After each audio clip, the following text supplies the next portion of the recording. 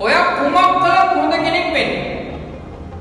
ඔයා කුමක් කළත් දැන් දොස්තර කෙනෙක් කියලා හිතන්නකො.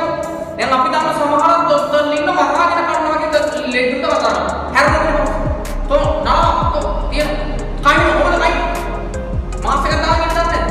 එහෙම කතා කරනවා. ඔයා දොස්තර කෙනෙක් වුණාට පස්සේ දවසක ඔයා කතා කරන ඉන්නම් මේ වාඩිගෙන හත්දසනේ ගොඩක් අමාරු. ඔඩේට පුළුවන් නම් පැහැදිලි කරලා දීලා හරි ආදරෙන් කතා කරනවා. වෛද්‍යවරයෙක් වුණොත් ඒ හදන ගෙදර ඒ හදන බිල්ඩින් එක උපරිම ක්වොලිටි එක දීර්ඝ කාලයක් පවතින විදියට ඔයා ලෝය කෙනෙක් වුණොත් වාට පුළුවන් හැම වෙලාවෙම රුපියල් 5000 6000 දඩයක් ගෙවා ගන්න බැරි හින්දා දවස් 14ක් ඇතුළත යන මිනිස්සුන්ව ඒකේ මුදව ගන්න තමන්ගේ පෞද්ගලික සල්ලි වේදන් කරන්න. හරි. ඊට පස්සේ ඔයා බස්මන් දොස්තර කෙනෙක් කියලා හිතන්න. පුළුවන් නම් ළඟ තියෙනවා නම් මාරු සල්ලි දෙකක් දෙන්න පුතේ.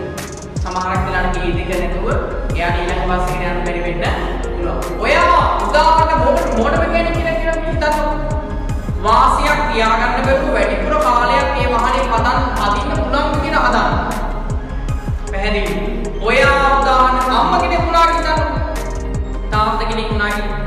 දරුවන්ට යපු වගේ කෑ ගහගෙන පස්සේ පන්නගෙන රෝයිලෝ කුල්ලින් ගහන අම්ම කෙනෙක් තාත්තා කෙනෙක් වුණේ. දරුවන්ට ආදරෙන් කතා කරලා දරුවන්ව හදන්න පුළුවන් අම්ම කෙනෙක් තාත්තා කෙනෙක් වෙන්න. ඔයා කුමක් කළා? කඩයක් කළා හිතන්න. කිලෝ එක නම් කිලෝ එක කිරන්න. ග්‍රෑම් දෙකක් තුනක් වැඩි වුණත් ඒකෙන් හිතන්න එපා. අඩුවෙන් කිරන්න